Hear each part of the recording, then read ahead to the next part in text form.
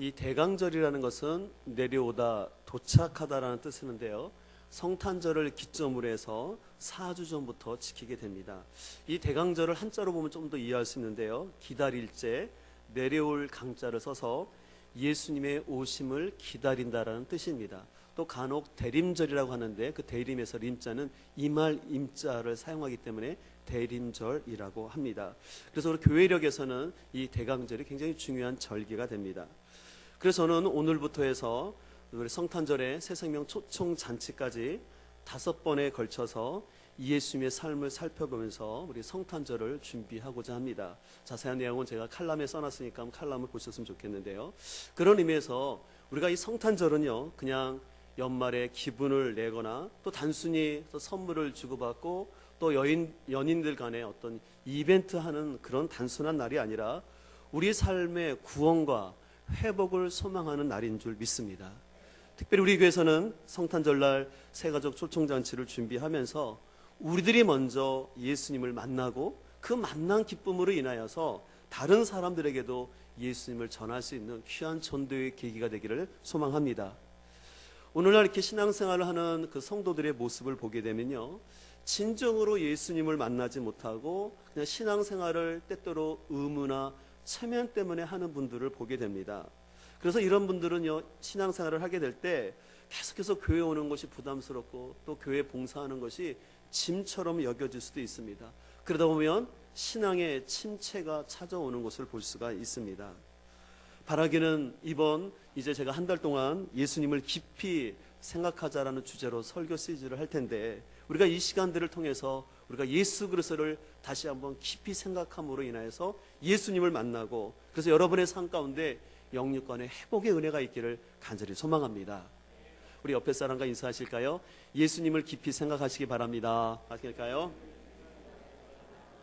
또 한 번 인사하실 때 예수님을 뜨겁게 만나시길 바랍니다. 아멘. 그렇습니다. 우리 신앙생활은 다른 것이 아니라 예수님을 만나야 기쁨이 있고 예수님 안에서 삶의 희망이 나타나는 줄 믿습니다. 여러분들 이 한 달 동안 우리 기대하며 나가기를 소망합니다. 하나님께서 말씀을 통해서 우리를 새롭게 해주시고 내가 과거에 알던 예수님이 아니라 지금 살아 역사하시는 그 예수님의 은혜가 우리 온 공동체 위에 가득 넘치기를 간절히 소망합니다. 오늘 본문은 여러분들이 잘 아시는 말씀으로서 예수님의 나심을 예고하는 본문인데 흔히 수태고지라고 말합니다. 먼저 본문 26절을 보게 되면 천사 가브리엘이 하나님의 보내심을 받아서 나사렛에 살고 있는 마리아를 찾아갑니다. 근데 마리아는 이미 다윗의 후손인 요셉과 약혼한 처녀였습니다. 그리고 이제 28절을 보게 되면 천사 가브리엘은 마리아에게 찾아가서 이렇게 인사를 하는 것이었습니다. 은혜를 받은 자여 평안할지어다, 주께서 너와 함께 하신다라는 축복의 인사말을 했습니다. 여러분들 만약에 하나님의 천사가 여러분에게 나타나서요, 은혜를 받은 자여, 그리고 하나님의 능력이 당신과 함께 있을 것입니다 한다면 여러분은 무엇을 기대하겠습니까? 아마 은혜를 받은 자라고 했으니 어떤 결혼의 문제든지 아니면 물질의 문제든지 내 삶 속에서 해결되지 않는 문제가 해결되는 그런 축복의 말을 아마 기대할 것입니다. 그런데 마리아는 생각지도 못한 말을 듣게 됩니다. 31절을 한번 같이 읽도록 하겠습니다. 시작. 보라, 내가 잉태하여 아들을 낳으리니 그 이름을 예수라 하라. 아멘. 여러분들, 아주 마리아는 깜짝스러운 얘기를 듣는 거예요. 자신이 잉태를 한다는 것입니다. 그리고 아들을 낳는다. 근데 그것이 누구냐면 바로 하나님의 아들이시오 구세주인 예수님을 낳는다는 말을 듣는다는 것입니다. 이 말을 들은 마리아는 깜짝 놀라서 천사에게 말합니다. 제가 남자를 알지 못하는데, 이 남자를 알지 못한다는 것은 완곡한 표현으로서 내가 남자와 잠을 자지 않았는데 어떻게 이런 일이 일어날 수 있습니까? 라고 마리아가 묻습니다.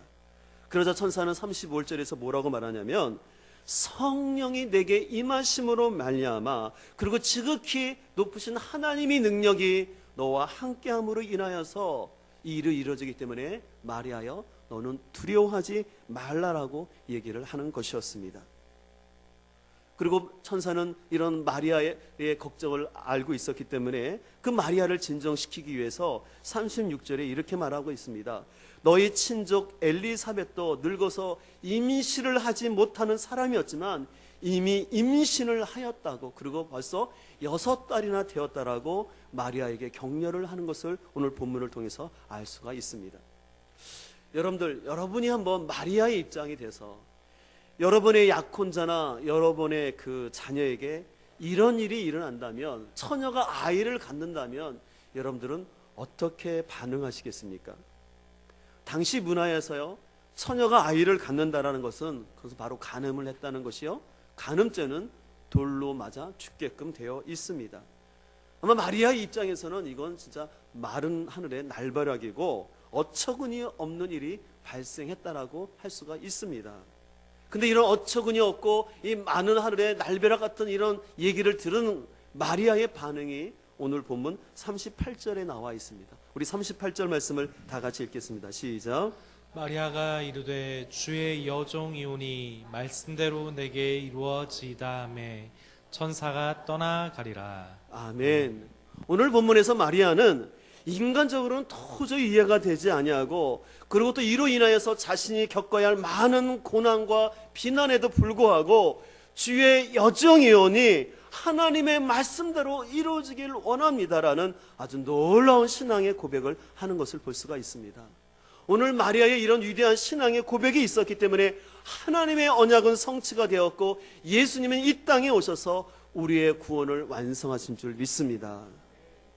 그리고 오늘 이렇게 고백한 마리아는 이후에 39절을 보게 되면 친척인 엘리사벳을 방문하게 되는데, 이 엘리사벳이 성령이 충만한 가운데 마리아를 딱 보더니 그 안에 메시아를 잉태한 것을 알았어요. 그래서 그 복중에 있는 아이는 복되도라고 말하면서 하나님께서 주신 말씀이 그대로 이루어진다는 것을 믿는 사람은 복된 사람이라고 엘리사벳은 마리아를 향해서 축복의 말을 하는 것이었습니다. 마리아의 입장에서는요, 자신의 임신 사실을 아무에게도 알리지 않았어요.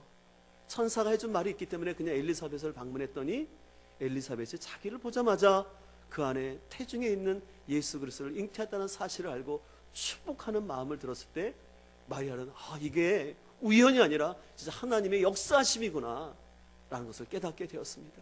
그랬을 때 이 마리아는 46절 이하에서 마리아의 창가라는 위대한 고백을 하게 되는데요, 우리 같이 한번 46절부터 우리가 55절까지의 말씀을 읽도록 하겠는데요, 우리 표준 세번역을 가지고 한번 같이 읽도록 하겠습니다. 시작. 내 마음이 주님을 찬양하며 내 영혼이 내 구주 하나님을 높임은 주께서 이 여종의 비천함을 돌보셨기 때문입니다. 이제부터는 모든 세대가 나를 행복하다 할 것입니다. 힘센 분이 내게 큰 기업을 하셨기 때문입니다. 주의 이름은 거룩하고 그의 자비하심은 그를 두려워하는 사람들에게 대대로 있을 것입니다. 주께서는 그 팔로 권능을 행하시고 마음이 교만한 사람들을 흩으셨으니 제왕들을 왕좌에게 끌어내리시고 비천한 사람들을 높이셨습니다. 줄인 사람들을 좋은 것으로 배부르게 하시고 부한 사람들을 빈손으로 떠나 보내셨습니다. 주께서 자비를 기억하셔서 당신의 종 이스마엘을 도우셨습니다. 우리 조상에게 말씀하신 대로 그 자비는 아브라함과 그 자손에게 영원토록 있을 것입니다. 아멘. 오늘 이 마리아의 창가로 불려지는 오늘 이 본문의 핵심은요, 바로 예수님은 구약에서 약속하신 언약의 성취로서 예수님은 이 땅에 오셔서 바로 비천한 자를 돌아보셨다라는 것입니다. 그래서 오늘 이 마리아의 창가 중에는 2번이나 반복되는 단어가 있는데 그것은 비천함이라는 단어입니다. 그래서 48절에 먼저 마리아는 그 여종의 비천함을 하나님이 돌보셨다라고 말하고요, 또 52절을 보게 되면 권세 있는 자를 그 위에서 내리치셨으며 비천한 자를 높이셨다라고 얘기를 하는 것이었습니다. 마리아는 고백하는 겁니다. 하나님께서 비천한 나의 여종의 삶을 돌아보셨고 나뿐만 아니라 이 땅에 있는 비천한 가운데 있는 사람들을 돌보셨다라고 얘기하는 것입니다. 오늘 여기서 비천하다라는 것은 어떤 뜻이냐면요, 버림받았다, 별 볼 일 없다, 또 직접적으로는 가난한 자를 뜻하는 것이었습니다. 예수님 당시에 가난하다는 것은요, 하나님의 저주처럼 생각을 했습니다. 왜냐하면요, 구약 백성들은요, 하나님을 잘 믿으면 물질의 복을 받는다고 생각했어요. 그래서 하나님을 잘 믿으면 그 결과로서 부자가 된다고 생각하는데, 가난하다는 건 어떤 의미일까요? 하나님을 잘 못 믿어서 하나님께 저주를 받은 사람이라는 가치관들이 그들 안에는 있었습니다. 또 이 당시에는요, 이스라엘 사회 가운데는요, 실은 가난한 사람들은 신앙생활을 제대로 할 수가 없었어요. 왜냐하면 하나님께 나와서 제사를 드리려면 소나 양이나 그런 것들을 드려야 되는데, 가난하다 보니까 그런 제물도 제대로 드릴 수가 없었습니다. 당연히 그러다 보니까 11조도 제대로 못 드리고 예배도 못 드리다 보니까 신앙생활을 제대로 못하는 거죠. 그러면 당시에 기득권을 갖고 있는 제사장들과 바리새인들은 저렇게 하나님 앞에 제대로 11조도 안 하고 예배도 못 드리니까 저 사람들은 신앙적으로도 실패한 사람들이라고 얘기하는 것입니다. 여러분들 아시는 것처럼 당시에 바리새인들은 일주일에 2번씩이나 금식을 했는데요, 여러분들 금식은 실은 아무나 하는 게 아니에요. 어느 정도 먹고 살만하고 좀 배고프지 않을 때 금식하고 할 수 있는 거지, 진짜 가난한 사람들은요, 금식을 하려도 하기가 어려운 것이었어요. 이렇기 때문에 당시에 가난하다는 것은 경제적인 그런 슬픔뿐만 아니라 그 사회 관계 속에서도 무시를 당하고 영적으로도 그 사람은 뭔가 실패한 사람이라는 인식이 가난하다는 의미 속에 담겨져 있었습니다. 근데 바로 예수님은 이런 자들에게 오셔서 소외되고 비천한 자들에게 자비를 베푸셔서 그들에게 구원의 기쁜 소식을 베푸셨습니다. 그리고 예수님께서 선포하신 말씀이야말로 많은 사람들에게 기쁨을 주는 참된 기쁨의 소식이 된 줄 믿습니다. 무엇보다 예수님의 탄생은 약속된 메시아가 오신 것으로서 언약의 성취요 구약 언왕의 완성이었습니다. 성경학자들에 따르면 구약 성경에는요, 예수님에 대한, 메시아의 오심에 대한 예언이 대략 300에서 400개 정도가 있다고 합니다. 근데 바로 예수님이 이 땅에 오셨다는 것은 하나님이 행하신 그 모든 말씀하신 것을 성취하셨다는 것입니다. 오늘 우리 장로님께서도 대표기도 하셨지만, 하나님께서는 언약의 하나님이시고 말씀하신 것은 꼭 지키시는데, 그 결정적인 증거가 하나님이 인간의 모습을 가지고 오셔서 구원하신 이 사건, 이것은 바로 언약의 성취인 줄 믿습니다. 그래서 우리 삶 속에서 예수 그리스도가 있다라는 것은 하나님이 우리와 함께 하시고 그 약속을 지키신다라는 하나님의 신실하심이 우리와 함께 한다는 사실입니다. 그렇기 때문에 여러분들, 우리 마음속에 기억해야 될 것은 하나님은 하신 말씀을 결코 변경하거나 약속을 지키지 않는 하나님이 아니라 꼭 지키시는 하나님인데, 그 증거가 예수 그리스도라는 사실을 기억할 수 있기를 간절히 소망합니다. 그리고 언약의 약속으로서 성취로서 오신 예수님은 당시에 힘있고 잘 나가는 사람들만은 위한 예수님이 아니라 당시에 소외받고 비천한 생활 가운데 있는 그들에게 자비를 베풀어 주셔서 그들에게 소망을 주시고 구원을 주신 줄 믿습니다. 요즘을 우리가 뉴스를 듣다 보면은 참 이렇게 국민들을 힘들게 하는 뉴스들이 많이 있지 않습니까? 사람들이 많이 삶들이 너무 어려워서 경비원 하다가 자살을 하고, 또 새 모녀뿐만 아니라 단칸방에 살던 사람들이 생활교를 견디지 못하고 자살한다라는 얘기들, 또 비정기적으로 있으면서 또 직장에서 직장 상사로부터 성폭행을 당하고 그런 수치심으로 인하여 이 자살했다라는 그런 얘기들을 듣게 되면 너무나 마음이 안타까움을 금할 수가 없습니다.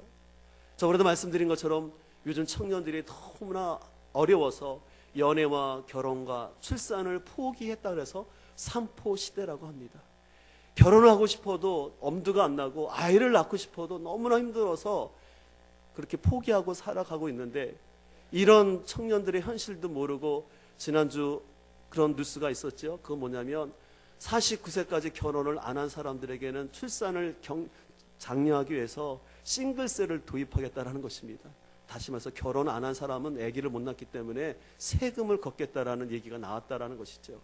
그 얘기가 흘러나와서 한바탕 소동이 일어났습니다. 참으로 정책을 위반하는 공무원들이 잘 이 사회의 현실들을 깨달아야 되는데, 그 현실을 깨닫지도 못하고 결혼도 못하고 있는 그 청년들의 안타까운 마음에 오히려 불을 지르는 듯한 싱글세 도입 얘기를 함으로 인해서 한참 나라가 들끓었던 것을 볼 수가 있습니다. 또 지난 21장 뉴스를 보게 되면요, 순자산, 자기 자산이 300억 이상 되는 사람을 슈퍼리치, 그러니까 거대한 부자라고 하는데요, 우리나라에는 1,470명이 있는데 지난해보다 5.7%가 증가했다고 합니다. 여러분은 전혀 놀라지도 않으시네요. 여러분들 3억 있으신가요? 여러분 30억 있으세요? 근데 300억을 가진 자산가들이 1,470명이라는 거예요. 근데 해마다 늘고 있고 작년 통계를 보니까 5.7%나 증가했다라는 것입니다. 참 정부의 지도자들은 국가를 경영하는 게 좀 쉽지 않을 것입니다. 다들 이해관계가 다르고 또 국민들의 욕구가 틀리다 보니까. 그러나 한편으로 저는 개인적으로 아쉬운 것은 정부에서는 자꾸 그런 정책을 쓰지 않습니까? 경제가 살기 위해서는 부자들에게 세금 혜택을 줘서 부자들이 빨리 돈을 회전시켜서 그래야지 그것이 회전될 수 있다고. 그래서 감세 정책을 피우고 있지만 실제로 드러난 결과는 뭐냐면 부자들이 돈을 벌었다고 해서 돈을 푸는 것이 아니라 더 자신들의 부를 축적하고, 시중에 그래서 여러분들 아는 것처럼 5만 원권이 없다 그러잖아요. 그 5만 원권이 왜 없습니까? 그게 결국은 대기업이나 돈을 가진 사람들이 자기 금고에, 사금고에 딱 넣어놓고는 그걸 빼놓지 않고 있다라는 것이에요. 그러다 보니 실은 계속해서 국민들의 삶은 어려워지는 것을 볼 수가 있습니다. 이런 현실 속에서 그저 그나마 아파트 한 채를 마련할 수 있는 그런 사람들은 그냥 이 좁은 땅에서 먹고 살기 위해서 좀 더 자신들의 아파트 가격이 올라가기를 바라면서 발품을 팔아가면서 좋은 아파트를 얻어서 흔히 말하는 프리미엄이라도 좀 더 받을까, 거기에 희망을 들고 살아가고 있는 것이 우리 현실의 모습입니다.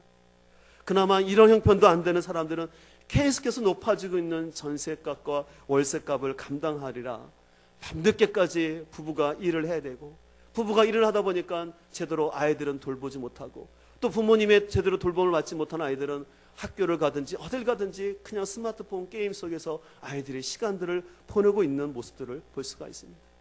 그리고 하루라도 쉬는 날 되면 새벽부터 밤늦게까지 일을 했기 때문에 뭐 교회 나올 생각은 하지도 못하고 쉬어야 되는 이런 안타까운 현실이 있습니다. 그래서 우리 사회는 자꾸 양극화에 대한 얘기가 나오면서 정규직이니 비정규직이니 남성과 여성이라는 차별 속에서 우리 사회는 진짜 공의와 정의가 있는 사회가 아니라 돈이 제일의 가치가 되고 만mon이 우상이 된 사회 속을 살아가고 있습니다.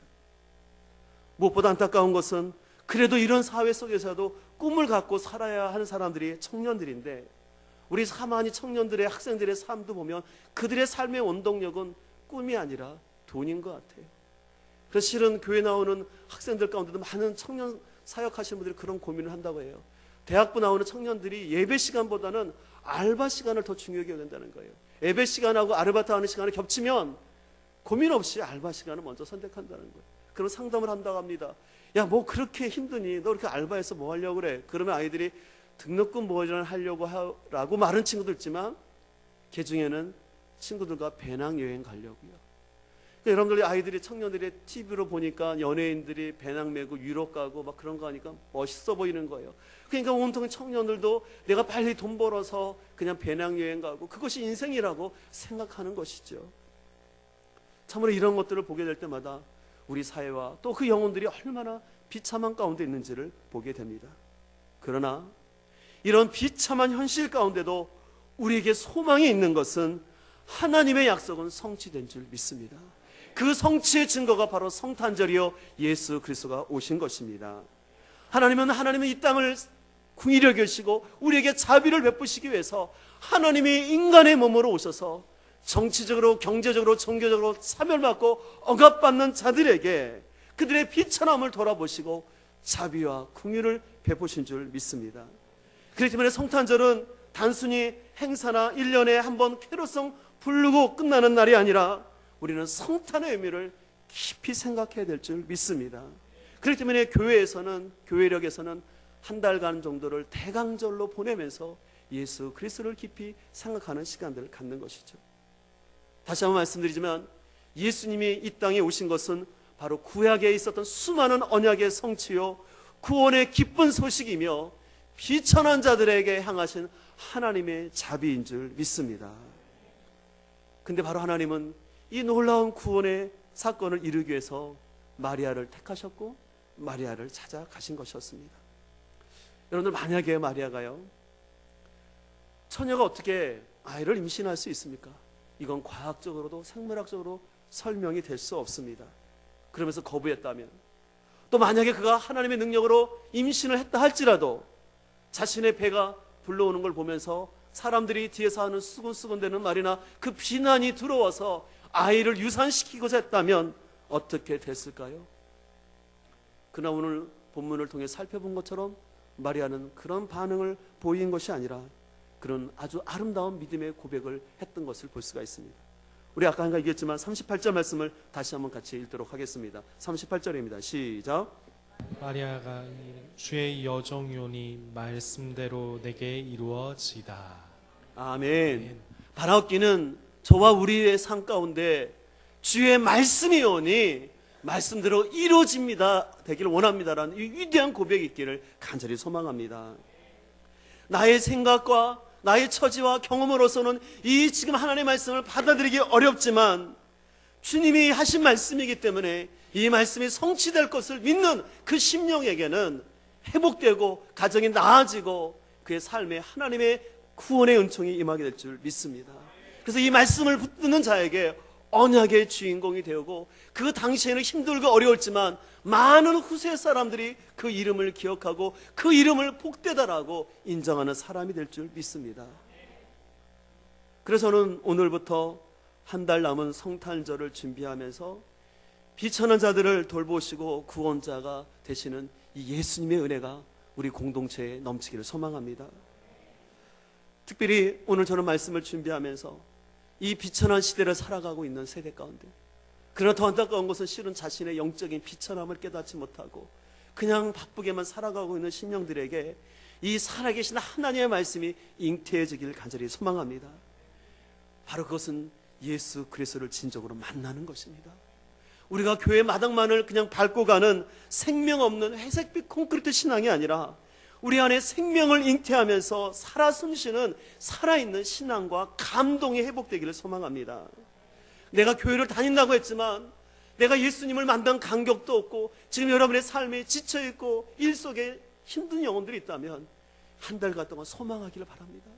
주님, 내가 이 대강절 기간을 통해서 예수 그리스도를 깊이 한번 생각하게 하여 주시고, 주님 저를 새롭게 만나 주시옵시고 나의 침체된 영혼을 회복하여 주시옵시고 나의 비천한 삶을 변화시켜 주옵소서.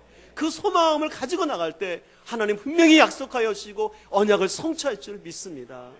그리고 그 언약은 나뿐만 아니라 이 언약을 품고 기도하는 지체들을 통해서 그 가정 가운데도 나타나게 될 줄 믿습니다. 그래서 여러분들 오늘 혹시 교회 들어오시면서 여러분 현수막 보셨나요? 두 가지 현수막이 있었는데 첫 번째 현수막은 영혼을 품고 상고의 기쁨을 누리게 하옵소서라는 현수막이었고요. 그리고 오직 성령의 능력으로 새 생명 얻게 하소서라는 현수막이었습니다. 근데 그 현수막을 잘 보면 특이한 그림이 있었는데 혹시 보셨나요? 무슨 사진이 있었어요? 초음파 사진이 있었어요. 그 아기 태아의 뱃속에 있는, 엄마 뱃속에 있는 초음파 사진을 디자인해 넣었어요. 그 이유는 개인적으로는 여러분들 개개인의 삶에서도 다시 한번 영적인 거듭남의 회복이 있기를 소망하는 것이었고, 또 한 가지는 우리의 전도 대상자들을 우리가 마음에 품고 어머니가 아이를 출산하는 그 상고의 기쁨을 누리는 것입니다. 근데 그것은 우리의 말과 힘이 아니라 성령의 능력이 있어야지만 가능하기 때문에 우리가 성령의 능력을 힘입어서 이 사명 감당하기를 원합니다. 그래서 우리에게 찾아오는 이 한 달 남은 성탄절이 그냥 한 번의 행사로 끝나는 것이 아니라 진정 우리 삶의 기쁨의 날이요 기쁨의 소식을 전하는 날 되기를 간절히 소망합니다. 이를 위해서 구체적으로 여러분들에게 제안을 드리기를 원하는데요. 그래서 여러분들 예배 끝나고 나가실 때 여러분들이 이렇게 계란을 하나씩 받아가시면 되는데요. 이 계좌는 유정란이에요. 유정란하고 무정란하고 뭔 차이점 아시죠? 유정란은 여기 생명의 씨앗이 있기 때문에 어미닭이 20일 정도 잘 품으면 여기서 생명의 역사가 나타납니다. 그래서 여러분들이 이 계란을 하나 가져가시고요. 그리고 또 라벨지가 있어요. 그래서 보면 전도 대상자의 이름을 쓰게끔 되어 있습니다. 그래서 누구누구의 영혼을 품싸우니 상고의 기쁨을 누리게 하소서. 2014년 12월 25일 목요일 오전 11시라고 되어 있습니다. 그래서 여러분들이 이 라벨지를 가져가셔서요, 여기다가 바로 먼저 붙이지 마시고 여러분들이 전도할 대상자 이름을 여기다 쓰시는 거예요. 쓰신 다음에 이거를 이렇게 딱 띄워지거든요. 띄워지면 그걸 가지고 여러분들 여기다 싹 붙이시면 되겠어요. 그래서 오늘 나가실 때는 여러분들이 컵에다가 이 계란 하나, 그 다음에 이 라벨지 하나만 가지고 집에 가셔서 가방에 잘 넣고 가셔서 이걸 가지고 기도하시면서 쓰시면 되겠어요. 그래서 여러분들이 전도할 대상자, 아니면 또 여러분들 예전에 교회에 나왔지만 지금 여러 가지 사정으로 교회를 쉬고 흔히 방학하고 있는, 특별히 장기 방학자들을 여러분들이 마음에 품으시고 그들이 주님 앞에 나올 수 있도록 우리가 어머니와 같은 마음을 가지고 품고 우리가 기도하면은 성령님께서 지금 그 사람에게 어떻게 하실지 말씀 주실 줄 믿습니다. 어떤 사람에게는 더 찾아가서 식사라도 해주고, 아니면 선물도 해줘라, 아니면 그 사람을 더 중보 기도하라. 하나님이 분명히 성령님께서 우리에게 말씀해 주실 테니 우리가 그 산모와 같은 마음을 가지고 한 영혼을 품고 나아갈 수 있기를 간절히 소망합니다. 그러나 혹 여러분 중에 목사님, 제가 참 전도해야 된다는 건 아는데 지금 저의 너무 영적인 상황이 침체되어 있고 힘듭니다 라고 그런 분들이 있다면, 그런 분들도 여러분들 포기하지 마시고 이걸 그냥 받아가세요. 받아가셔서 어떻게 하시냐면 여기다가 이름을 쓰시는데 전도 대상자의 이름을 쓰지 마시고 여러분의 이름을 쓰세요. 자기 이름을 써서 여기다 붙이세요. 그러면서 하나님 앞에 기도하는 거예요. 주님, 제가 요즘 저희 삶 속에서 여러 가지 환경과 사항으로 인해서 내 영혼이 너무나 침체되어 있고 내 안에 생명 없이 신앙생활이 부담스럽고 힘든 가운데 있습니다. 주님 앞에 제대로 충성봉사도 못하고 있는데 주여 내 영혼을 불쌍히 여겨주셔서 성령님 나를 품어주시고 예수님 나를 안아주셔서 내 안에 새 생명의 역사가 회복되게 하여 주시옵소서. 나의 신앙의 열정이 다시 회복되게 하여 주옵소서. 여러분의 영혼을 위해서 기도하길 소망합니다. 그래서 이번 성탄절을 통해서는 여러분의 영혼이 회복되든지 아니면 새 생명의 역사가 나타나든지 우리 안에 이런 놀라운 생명의 역사가 있기를 간절히 소망합니다. 근데 이 일이 어떻게 가능하다고요? 성령의 능력이 임하여야만 가능할 줄 믿습니다. 우리와 지혜와 방법이 아니라 성령이 임하여야지만 가능합니다. 그렇기 때문에 오늘 35절에서도 성령이 임하시고 지극히 높으신 하나님의 능력이 이룰 때 이것이 가능했다고 말씀하신 것처럼 우리가 성령 하나님을 기대하면서 기도로 나가야 할 줄 믿습니다. 우리 안에 영적인 회복과 이 말씀의 능력은 그저 마음만 갖는다고 되는 것이 아니라 우리가 주님을 찾고 두드릴 때 역사할 줄 믿습니다. 여러분들 잘 아시지만 이 달걀이요, 남이 깨지면 후라이가 되고 자기가 깨면 뭐가 돼요? 병아리가 돼요. 여러분의 인생을 남이 깨워주는 후라이가 되고 싶습니까? 아니면 내가 깨고 나오는 병아리가 되기를 원하십니까? 그렇죠. 후라이는 1분이면 다 먹어요. 계속 남이 깨워주기만 하면 안 돼요. 내가 깨어나와야 돼요. 근데 내가 깨우기 위해서는 여러분들 줄탁동시라는 말을 아시죠? 아까 말한 것처럼 어미닭이 20일 정도 아이를 품게 되면 이 병아리가 나올 때가 돼요. 그러면 이 달걀 안에 있는 병아리가 나오려고 부리를 쪼는데 그 아래에 있으니까 부리가 약하잖아요. 그럼 살짝 쳐요. 그러면 그 소리를 듣는 어미닭이 어떻게 하냐? 바깥에서 쪼아져요. 그래서 줄탁동시, 저 줄이라는 것은 뭐냐면 불을 줄 자, 탁이라는 것은 쫄다라는 뜻이에요. 그래서 그 안에 있는 병아리가 엄마를 향해서 힘들지만 입을 내서 쪼서 부를 때 밖에 있는 엄마가 그거 듣고 같이 쳐줄 때, 쪼개질 때 거기서 생명의 역사가 일어나는 것이죠. 이처럼 우리도 하나님 앞에서 연약하지만 내가 작은 소리라도 기도하고 하나님께 나아갈 때 하나님이 우리의 손을 붙잡아 주시고 우리를 회복하여 줄 줄 믿습니다. 그냥 팔짱 끼고 앉아서 되겠지라고 가만히 있는다고 변화가 일어나는 것이 아니라 하나님 앞에 줄다동시에 마음을 가지고 내가 기도하고 기도의 자리에 있고자, 처음부터 기도를 오래 못하지만 그래도 오늘은 내가 5분이라도 교회에 나가서 앉아있다, 내일은 10분이라도 앉아있다, 그런 마음으로 하면 때로는 교회 나와도 내가 어떻게 기도할지도 몰라요. 그러나 내가 이 하나님 앞에 마음에 주신 5분, 10분 내 믿음의 분량에다 30분의 자리를 찾고 지키고 있으면 그 안에 하나님은 분명히 회복의 은혜를 베풀어 줄 줄 믿습니다. 감정에 따라 살지 말고 말씀에 따라 살기를 소망합니다. 상황에 따라 살지 말고 언약에 따라 살아가는 우리 모두가 되기를 소망합니다.